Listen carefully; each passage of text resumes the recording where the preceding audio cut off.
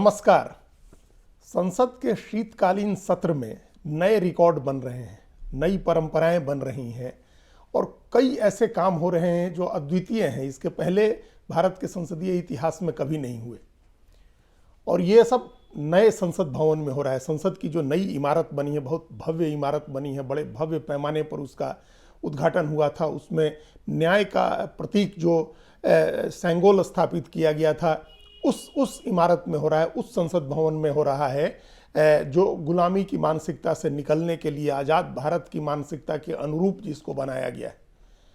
और ये बहुत बड़े पैमाने पर हो रहा है, नए रिकॉर्ड बन रहे हैं। अब प्रधानमंत्री ने खुद ही कई बार कहा है कि वो उनको भगवान ने ऐसा बनाया है कि वो छोटा सोच ही नहीं सकते हैं, इसलिए बड़ी बड़ी चीज़ें हो रही हैं। जैसे अभी एक नया रिकॉर्ड बना है, संसद के एक सत्र में 141 से ज़्यादा सांसदों को 141 सांसदों को निलंबित करने का, एक दिन में 78 सांसदों को निलंबित करने का ये नया रिकॉर्ड है। इसके पहले 63 सांसदों के निलंबन का रिकॉर्ड था और अब एक दिन में 78 सांसद निलंबित हुए 18 दिसंबर को। वो इतिहास में दर्ज होने वाली तारीख है। और ये इस तरह के कई नई संसदीय परंपराएं भी शुरू हुई हैं, कई ऐसी नई चीज़ें हुई हैं जो इसके पहले कभी संसद भवन में के अंदर नहीं हुई थी। जो ताज़ा मामला है ये शीतकालीन सत्र का है। 13 दिसंबर को जब संसद की सुरक्षा में सेंध लगी, चूक हुई और 4 लोग संसद के अंदर घुस गए, जिसमें 2 लोग तो संसद भवन की इमारत के भीतर चले गए थे और दर्शक दीर्घा से लोकसभा के अंदर कूद गए और उन्होंने वहाँ वो अपने साथ जो स्मोक कैन ले गए थे उससे धुआं फैला दिया चारों तरफ। उनको पकड़ करके सांसदों ने पीटा भी, बिल्कुल ठीक उसी अंदाज में जैसे सड़क पर कोई चोर पॉकेट मार पकड़ा जाता है और आम लोग पीटते हैं, उसी तरह से सांसदों ने उनकी पिटाई भी की। उसके बाद उनको सुरक्षा कर्मियों को सौंपा गया। उस मसले को लेकर के विपक्षी पार्टी के जो सांसद हैं उन्होंने हंगामा शुरू किया, विरोध प्रदर्शन शुरू किया और वो ये मांग करने लगे कि केंद्रीय गृह मंत्री सदन में आकर के इस पर बयान दें। इस हंगामे की वजह से 14 दिसंबर को 14 सांसद निलंबित किए गए, जिसमें से 13 लोकसभा के थे और 1 सांसद राज्यसभा के थे। फिर उसके बाद 2 दिन की छुट्टी हो गई, लोकसभा ये वीकेंड आ गया और छुट्टी हो गई। उसके बाद जब सोमवार को यानी 18 दिसंबर को फिर से संसद बैठी और शीतकालीन सत्र का 11वां दिन शुरू हुआ तो सांसदों ने फिर हंगामा शुरू कर दिया। वो केंद्रीय गृह मंत्री के सदन में आकर के बयान देने की मांग करने लगे और इस दौरान वो हाथ में तख्तियां लेकर के और वेल में चले गए और नारेबाजी करते रहे। 2-3 सदस्य तो पीठासीन जो सभापति के आसन की तरफ बढ़ गए थे, लोकसभा में भी और राज्यसभा में भी। तो उस समय सबसे पहले लोकसभा में 33 और सांसदों को निलंबित किया गया 18 दिसंबर को और राज्यसभा में उसके बाद 45 सांसदों को एक साथ निलंबित कर दिया गया। लोकसभा में तो जो सबसे बड़ी विपक्षी पार्टी है कांग्रेस, उसके नेता अधीर रंजन चौधरी और उप नेता गौरव गोगोई दोनों को निलंबित कर दिया गया। राज्यसभा में भी पहले डेरेक ओब्रायन निलंबित हुए थे और बाद में तमाम कांग्रेस और तृणमूल कांग्रेस और सभी पार्टियों के कुल मिलाकर के 45 सांसद निलंबित किए गए। यानी एक दिन में 78 सांसदों को निलंबित किया गया। ये एक नया रिकॉर्ड है। जो इसके पहले का रिकॉर्ड है वो 63 सांसदों का है। एक दिन में 63 सांसद निलंबित किए गए थे 1989 में। मार्च 1989 में बजट सत्र चल रहा था और उसी समय इंदिरा गांधी की हत्या की जांच के लिए जो एक ठक्कर कमेटी बनी थी, जस्टिस ठक्कर कमीशन बना था, उस जस्टिस ठक्कर कमीशन की रिपोर्ट आई थी और वो रिपोर्ट सदन में पेश किया गया था। उस रिपोर्ट में एक संकेत ये था कि उस समय कांग्रेस इंदिरा गांधी के करीबी रहे, उनके निजी स्टाफ में रहे RK धवन का नाम था जिनके ऊपर शक की उंगली उठाई गई थी और इसको लेकर के विपक्ष के सांसदों ने बड़ा हंगामा किया क्योंकि उस समय RK धवन तत्कालीन प्रधानमंत्री राजीव गांधी के निजी सहयोगियों में शामिल थे। तो विपक्ष ने हंगामा किया और उसमें 63 लोगों को एक साथ निलंबित कर दिया गया। हालांकि ये उसको लेकर के एक दूसरा दावा भी किया जाता है कि उन 63 लोगों ने सामूहिक रूप से इस्तीफा दिया था जिसको स्पीकर ने नामंजूर कर दिया था। लेकिन ये आम धारणा है कि उनको निलंबित किया गया। संसद के रिकॉर्ड में भी संभवतः यही है कि 63 लोग एक दिन में निलंबित किए गए, क्योंकि इसका बाद में संसदीय कार्य मंत्री वेंकैया नायडू ने 2015 में एक अलग घटनाक्रम में हवाला दिया था कि उन लोगों को निलंबित किया गया था। हालांकि वो 1989 में जो लोग निलंबित किए गए 63, उसमें भारतीय जनता पार्टी का कोई ज़्यादा योगदान नहीं था क्योंकि तब लोकसभा में उनके सिर्फ 2 ही सांसद होते थे। तो उस 63 लोगों के निलंबन की जो घटना हुई उसका रिकॉर्ड अब जाकर के टूटा है 34 साल के बाद। बीच में 2015 में 25 सदस्यों को निलंबित किया गया था लोकसभा के अंदर, 25 लोगों को एक साथ निलंबित किया गया था। और तब विपक्षी सांसदों ने कहा था कि ये लोकतंत्र की हत्या हो रही है, लोकतंत्र पर हमला हो रहा है। उस समय तब जो सरकार में केंद्र सरकार में जो संसदीय कार्य मंत्री थे एम वेंकैया नायडू, उन्होंने याद दिलाया था कांग्रेस के लोगों को कि 1989 में आपने ये काम किया था, आपने 63 लोगों को एक साथ निलंबित किया था।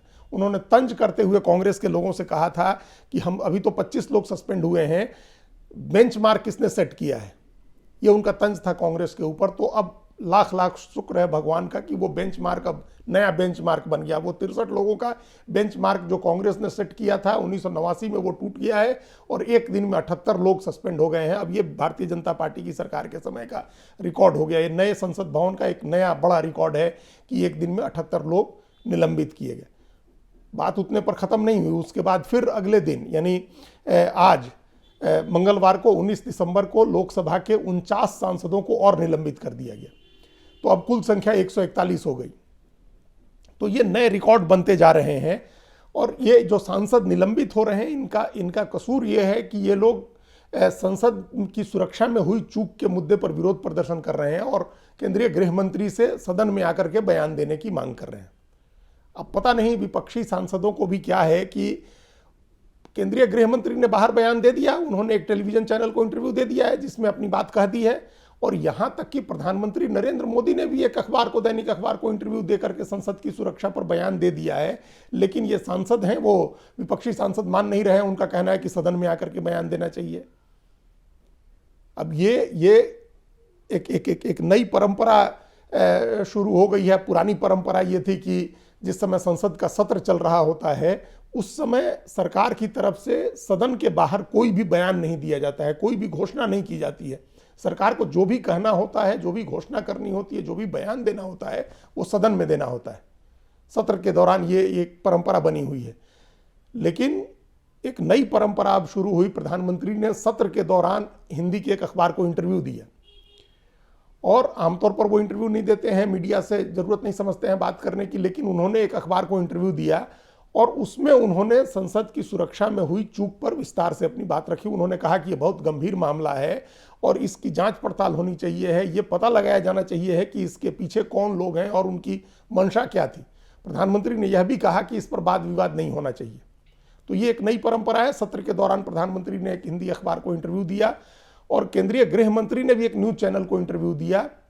अब विपक्ष के सांसद चाहते हैं कि जो बात उन्होंने न्यूज चैनल से कही है वही बात वो सदन में आकर के कहें, लेकिन अब वो सदन में आकर के नहीं कहना चाहते हैं। तो विपक्षी सांसद हंगामा कर रहे हैं और निलंबित होते जा रहे हैं। निलंबन का एक नया रिकॉर्ड बनता जा रहा है और उसके साथ वो नई परंपराएं भी शुरू हो रही हैं। इसी संसद भवन में जिस पर सितंबर में जिसका पहला जहां सत्र हुआ था और पहले सत्र के पहले दिन महिला आरक्षण बिल पेश किया गया था और उसी सत्र में उसे पास भी कराया गया था, उसी दौरान एक और अद्वितीय घटना हुई जो इसके पहले कभी भारत के संसद के इतिहास में नहीं हुई थी। भारतीय जनता पार्टी के एक सांसद रमेश बिधूड़ी ने बहुजन समाज पार्टी के सांसद दानिश अली को लेकर के बेहद अभद्र और अपमानजनक टिप्पणी की। इसमें उनके धर्म और व्यक्ति के रूप में उनके ऊपर भी बहुत अपमानजनक टिप्पणी की गई थी।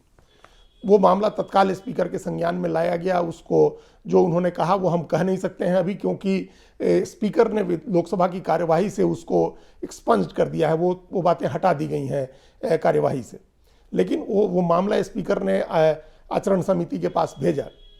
आचरण समिति ने बुलाया भी, लेकिन पहले बुलावे पर तो रमेश बिधूड़ी नहीं गए, क्योंकि वो राजस्थान में चुनाव प्रचार के ज़्यादा जरूरी काम में जा रहे थे, तो इसलिए उनको छूट दे दी गई। उस समय वो नहीं गए। हालांकि बाद में वो गए। मौखिक गवाही हुई दानिश अली की भी और उनकी भी। अब ये खबर आ रही है कि 6-7 दिसंबर को किसी दिन उन्होंने माफ़ी मांग ली है समिति के सामने रमेश बिधूड़ी ने। तो अब ये मामला ख़त्म हो जाना चाहिए है, कार्रवाई नहीं होनी चाहिए है। लेकिन वो एक बड़ा घटनाक्रम था। 21 सितंबर की ये घटना है जब उन्होंने वो टिप्पणी की थी उनके ऊपर, और उन्हीं को आरोपी बनाने की शुरुआत भी उसके साथ ही हो गई थी। तो ये जो नया संसद भवन है, ये इसका पहला सत्र सितंबर में हुआ और अभी 3 महीने हुए हैं। दिसंबर अभी ख़त्म होने जा रहा है और उस बीच जो है 4 महीने होते होते 3 महीने होते होते कई नए रिकॉर्ड सेट हो गए। चाहे वो रमेश बिधूड़ी की टिप्पणी का मामला हो, या एक दिन में सबसे ज़्यादा सांसदों को निलंबित करने का मामला हो, या सत्र के दौरान प्रधानमंत्री और गृह मंत्री का बाहर मीडिया को इंटरव्यू देने का मामला हो, ये सारी चीज़ें इतने समय में हो गई। इसी अवधि में पैसे लेकर के सवाल पूछने के मामले में तृणमूल कांग्रेस की सांसद महुआ मोइत्रा भी सस्पेंड क्या, उनकी तो बर्खास्त हो गई, उनकी सदस्यता समाप्त कर दी गई। तो ये अब ये जो नई इमारत बनी है संसद की, इसमें अब देखते हैं कि क्या नए नए रिकॉर्ड बनते हैं। लगातार रिकॉर्ड बनते जा रहे हैं और विपक्षी पार्टियां टकराव के मूड में हैं। उनको समझना चाहिए है कि ये नया दौर है, और इस नए दौर में जो पुरानी परंपराएं थी वो याद दिला रहे हैं कि भाजपा सबसे ज़्यादा समय विपक्ष में रही है और हमेशा वेल में जाकर के उसके सांसद विरोध प्रदर्शन करते थे, तख्तियां लेकर के नारेबाजी करते थे, लेकिन तब किसी को निलंबित नहीं किया जाता था। लेकिन अब वो जमाना पुराना था, अब ये नया जमाना है, नई संसद है, गुलामी की मानसिकता से निकलने का मामला है। तो अब विपक्ष के सांसदों को भी नया आचरण सीखना चाहिए, उनको समझना चाहिए कि उनका विरोध प्रदर्शन अनुशासनहीनता की श्रेणी में आ सकता है। धन्यवाद।